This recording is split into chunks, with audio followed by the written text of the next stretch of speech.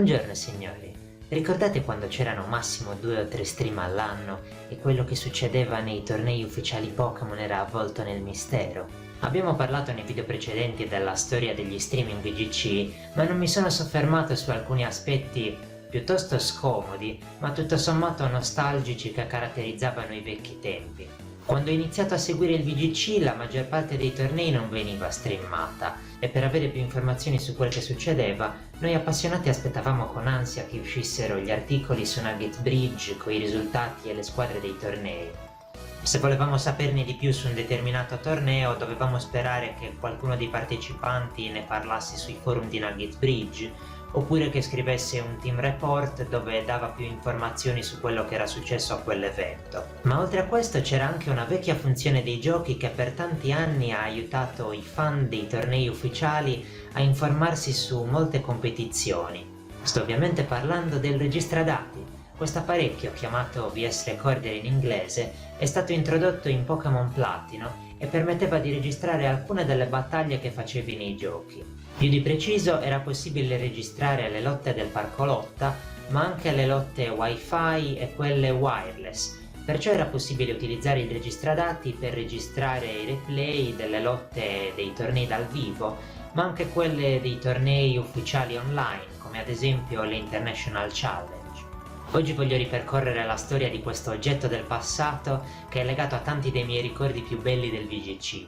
A parte la possibilità di registrare le lotte, l'altra funzione che rende utile il registradati per gli appassionati di lotte competitive è la possibilità di pubblicare online i replay attraverso la Nintendo Wi-Fi Connection. Una volta caricato il replay veniva generato un codice che era possibile dare ad altre persone per permettergli di trovare il video. Questa funzione è risultata molto preziosa per gli appassionati di VGC fin dai tempi di Pokémon Platino. Come saprete se avete visto i miei video precedenti, nel 2009 ci sono stati vari eventi regionali, sia negli Stati Uniti sia in Giappone, e i tornei giapponesi si sono svolti diversi mesi prima rispetto a quelli americani.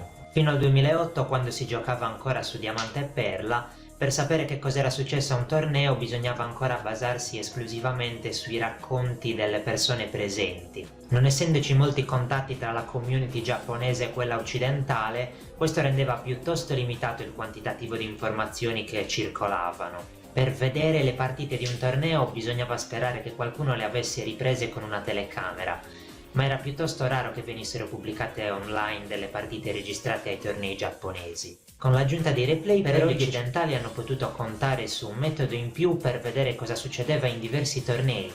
I replay erano facili da registrare e condividere, e ancora oggi si trovano in alcuni siti, specialmente i forum di Smogon, parecchi post di persone che sono riuscite a trovare dei replay di finali o semifinali dei regionali giapponesi. Chiunque avesse il gioco poteva usare il suo registradati per vedere queste partite direttamente sul proprio Nintendo DS. Questi replay oggi non sono più disponibili nella loro forma originaria, visto che ormai i server della Nintendo Wi-Fi Connection non sono più attivi. Fortunatamente però a volte capitava che qualche persona che aveva una capture card registrasse un videolotta e lo pubblicasse su YouTube. Diversi di questi video si trovano ancora su internet e sono riconoscibili per l'iconica schermata del replay che usciva sul registradati, che mostra i Pokémon usati in quella battaglia. Grazie a questi video alcune lotte della quarta generazione, che altrimenti sarebbero state perdute per sempre, si sono invece salvate. Nella quinta generazione il registradati ha mantenuto le stesse funzionalità e con l'aumento della popolarità dei tornei VGC è salito anche il numero di videolotta pubblicati su YouTube. Nella sesta generazione poi, da X e Y in avanti, è stato possibile registrare nella scheda SD del proprio Nintendo 3DS fino a 100 replay, quindi il potenziale del registradati di documentare la storia del VGC è aumentato notevolmente. O perlomeno così sarebbe stato se per qualche motivo non avessero deciso di rimuovere quasi del tutto la possibilità di registrare videolotta nei tornei ufficiali. Ora, non so come mai abbiano preso questa decisione, ma questo è stato un duro colpo per i replay. In realtà esisteva ancora nella sesta generazione un modo per registrare le partite nei tornei ufficiali, ma era estremamente scomodo. Chi ha giocato in tornei di qualunque tipo, dal vivo o anche online, saprà bene che nei giochi di Pokémon più recenti specificamente dalla quinta generazione in poi, per partecipare a un qualunque torneo ufficiale bisogna accedere a un menu del gioco chiamato Gara in diretta.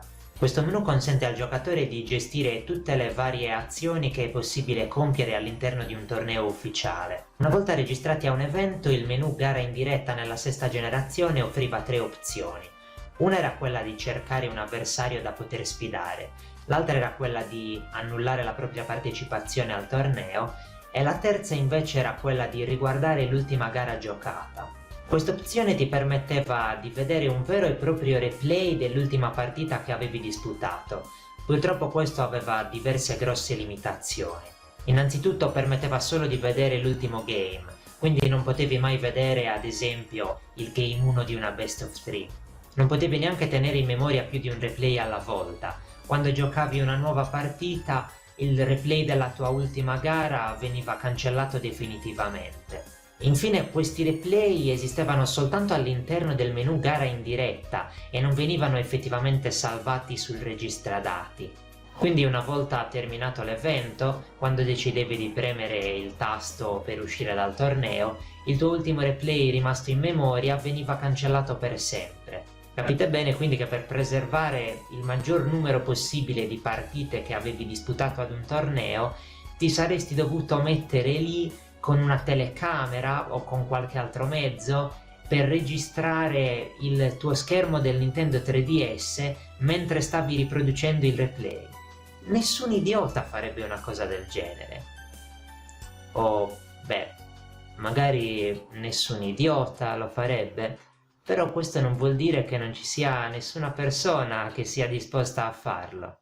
Infatti, se seguivate il VGC ai tempi della sesta generazione, forse ricorderete che esisteva effettivamente un giocatore che seguiva esattamente questa procedura pur di riuscire a salvare alcuni dei replay dei suoi tornei. Questo giocatore è Barry Anderson, che aveva un canale di YouTube chiamato Buzz Anderson VGC, che all'epoca era piuttosto attivo. Quando Barry partecipava a qualche torneo, pubblicava spesso sul suo canale di YouTube dei replay delle sue partite giocate a quell'evento che erano state filmate proprio in questo modo. Lui si metteva lì con la sua capture card o nel peggiore dei casi con una telecamera e filmava dopo ogni round l'ultimo replay registrato nel menu gara di lotta. Oltretutto ringrazio Barry Anderson per avermi aiutato a scrivere questa parte del video, dato che senza di lui non avrei saputo esattamente come funzionava la registrazione dei videolotta negli eventi ufficiali. Come potete capire però questo metodo era estremamente scomodo e quindi dalla sesta generazione in poi il caso di Barry Anderson è rimasto unico nel suo genere e i replay di lotte dei tornei sono praticamente scomparsi e per vedere una partita di un evento bisognava sperare che questa fosse stata streamata. Trovo abbastanza strano poi che abbiano rimosso la possibilità di registrare i replay ai tornei ufficiali proprio nella sesta generazione, dato che in X e Y hanno effettivamente aggiunto diverse funzioni piuttosto fighe, anche se abbastanza poco conosciute nel registra dati.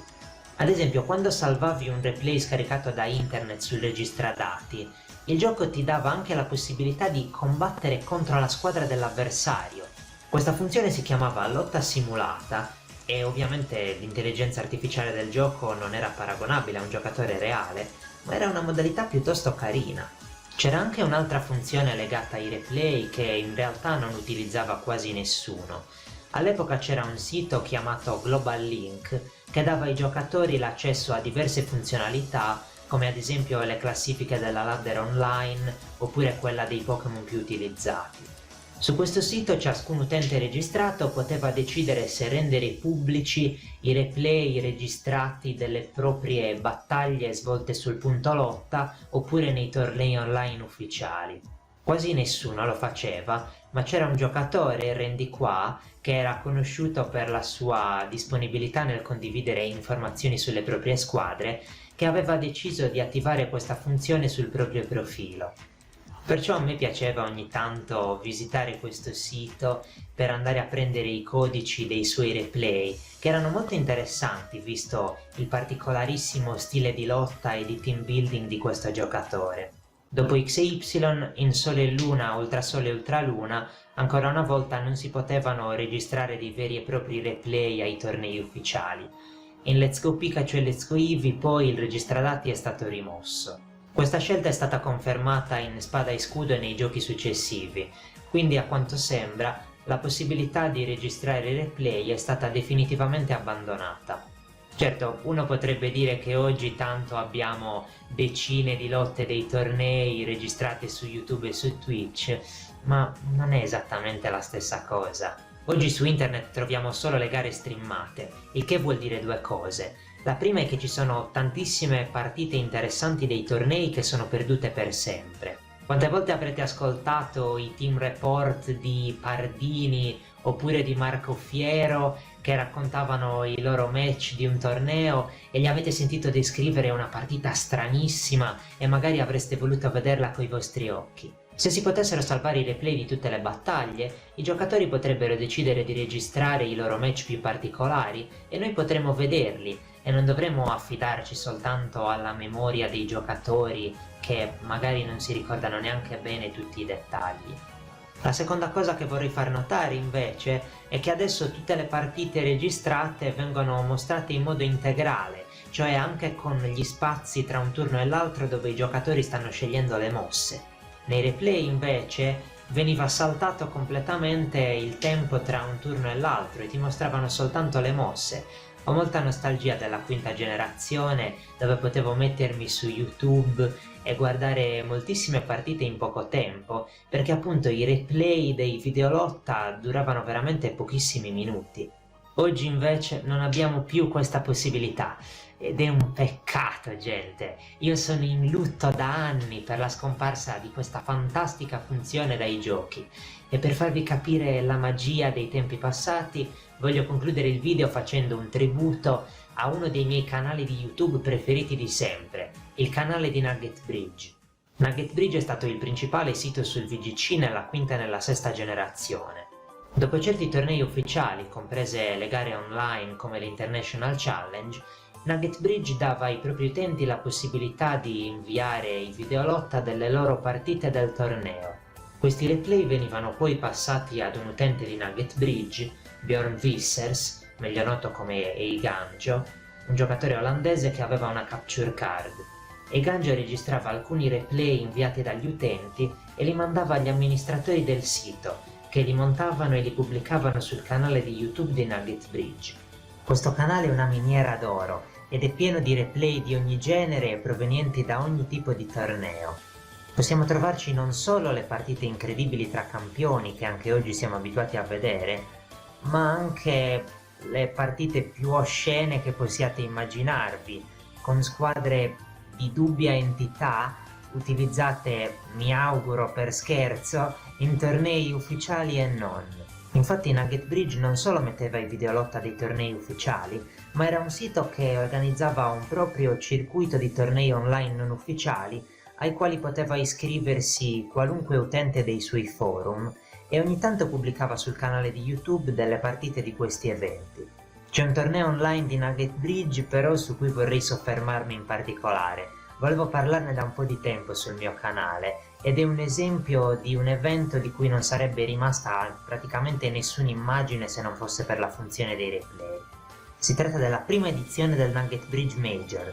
Il Nugget Bridge Major era uno degli eventi più importanti online organizzati da Nugget Bridge e veniva riproposto con cadenza annuale, ma la sua prima edizione, che si è giocata nel 2012, è estremamente ricca di fascino e probabilmente la mia preferita.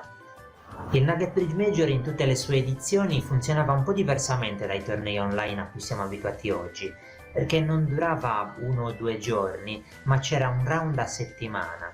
Questa cosa originariamente la facevano perché ai tempi la connessione della Nintendo Wi-Fi Connection faceva cagare e quindi sarebbe stato abbastanza difficile organizzarsi e fare tutto il torneo in un'unica giornata, però lo facevano anche per permettere ai partecipanti che provenivano da zone con fusi orari diversi di concordare l'orario più comodo in cui giocare la propria partita.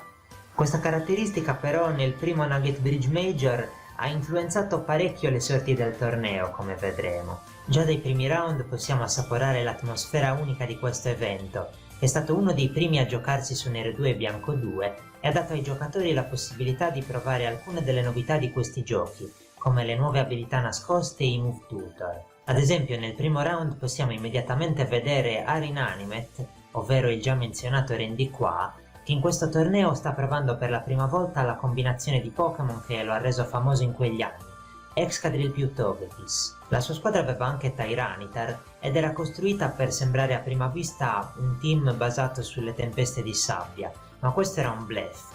Infatti il suo Excadrill aveva la sua nuova abilità nascosta, Rompiforma, un'abilità che non è mai stata troppo comune fino all'8ª generazione su Excadrill e Randy Qua era uno dei pochi a utilizzarla. Le altre partite dei primi round sono piuttosto particolari.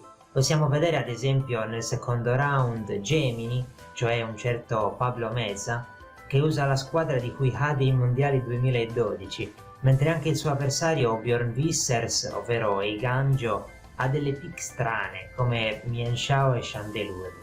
Nel round successivo abbiamo Quihai in persona con una versione aggiornata della sua squadra dei mondiali con Blissey, che aveva usato anche al regionale della Carolina del Nord.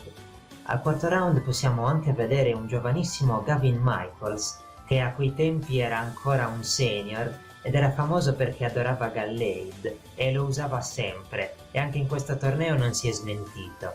C'è anche una partita di Bjorn Vissers contro Alex Oglosa, dove vediamo un insolito matchup di Gliscor contro Chansey. Nel quarto round però arrivano anche i miei replay preferiti e per permettervi di apprezzarli maggiormente vi darò qualche informazione in più sul Nugget Bridge Major.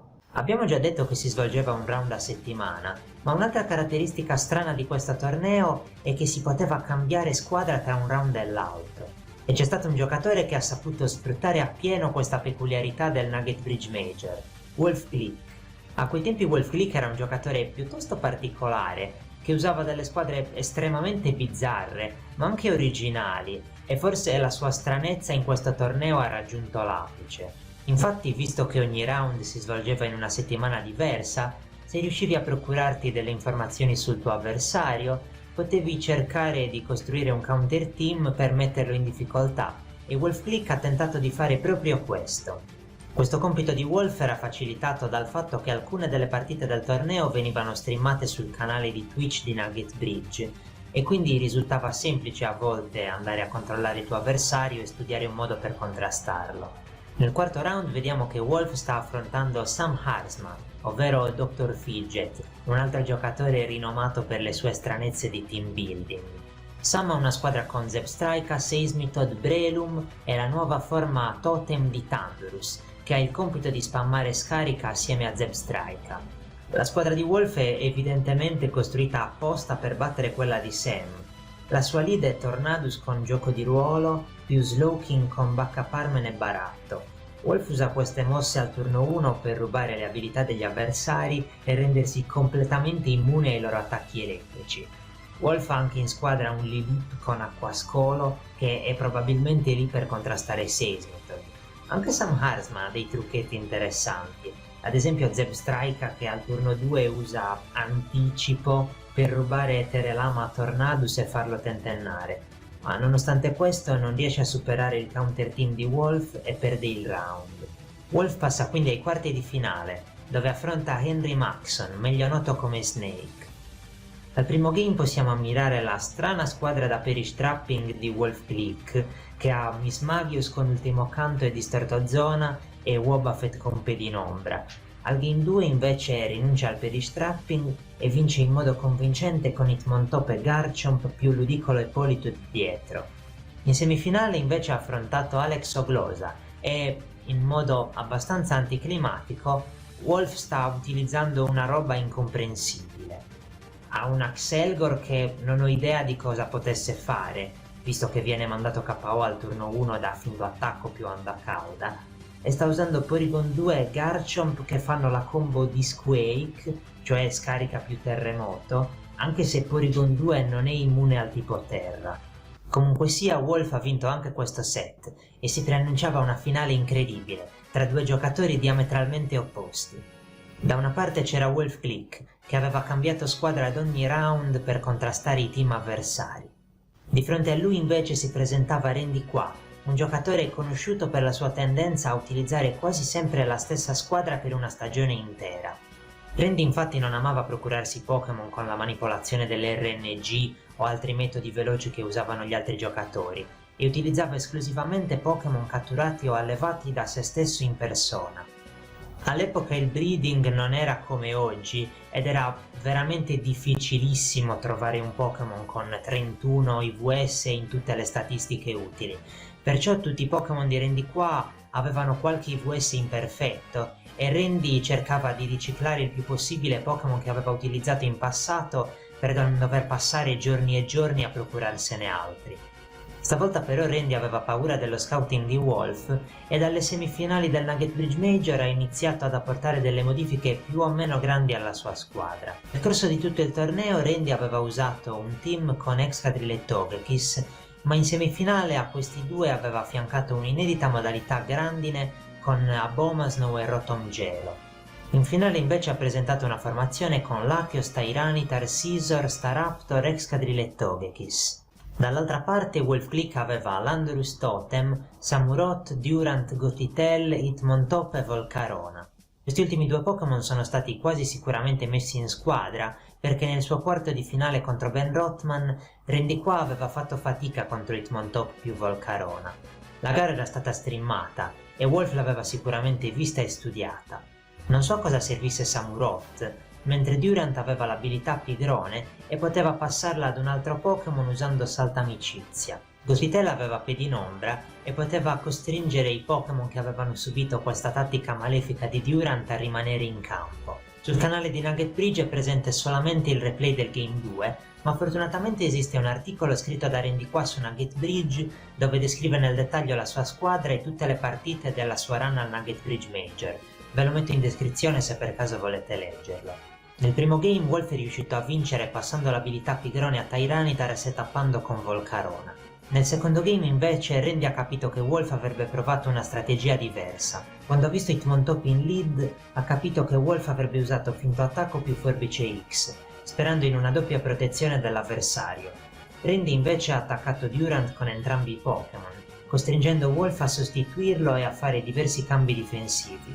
Wolf però prende troppi danni sui suoi Pokémon, così non riesce più a recuperare e perde l'incontro. Si va quindi al terzo game decisivo, che però dura ben poco. Wolf Click mette in lead Gothitelle più Durant, che vengono però fermati facilmente da una doppia protezione dei Pokémon di Randy. Al turno dopo Wolf fa un doppio cambio, mettendo Samurott e Volcarona, però Randy li manda KO tutti e due con un crit di Psychoshock e con Baldeali. Wolf ha perso abbastanza nettamente in finale, ma come abbiamo potuto vedere ha fatto un torneo incredibile, sfruttando al massimo la sua conoscenza dei team avversari. Il primo Nugget Bridge Major è stato per me un torneo davvero memorabile, con molte partite interessanti, ma in generale il canale di YouTube di Nugget Bridge è veramente pieno di partite particolarissime e vorrei concludere il video consigliandovi di andare a vedere alcune delle mie preferite. Per la categoria Trash abbiamo i fantastici replay delle International Challenge, ad esempio le battaglie di Daniel Litvin, meglio noto come Talking Lion, all'International Challenge di giugno 2013, dove usa Pokémon come Rotom Vortice, Crocodile, Parasect, Lapras e Girafarig. Che dire poi di questa partita di Old Man ad aprile 2013, con Musharna, Landorus incarnato, Togetic e Crodant, e dove l'avversario sta utilizzando Scyther e Credili. Se vorrete esplorare il canale di YouTube di Nugget Bridge, purtroppo troverete moltissimi altri esempi di videolotta simili a questi. Se volete vedere un altro torneo online di Nugget Bridge completamente folle, andate a vedervi il Nugget Bridge Invitational del 2013, dove potrete vedere la bellissima squadra con Rampardos di Talking Lion e la famosa strategia di Normalize di Wolf Click, di cui Wolf ha anche parlato in un video sul suo canale. Anche la finale di quel torneo tra Aaron Zeng e Wolf Click è estremamente memorabile. Ci sono poi un sacco di tornei a dir poco pittoreschi organizzati da Nugget Bridge che potete trovare sul loro canale di YouTube. Ad esempio il torneo VGC 98, un torneo in doppio dove si potevano usare solo i primi 151 Pokémon, oppure le amichevoli internazionali in formato VGC 2010, svolte nel 2012 puramente per spirito nostalgico. Insomma, avete l'imbarazzo della scelta, quindi buona visione e come al solito ci vediamo al prossimo video.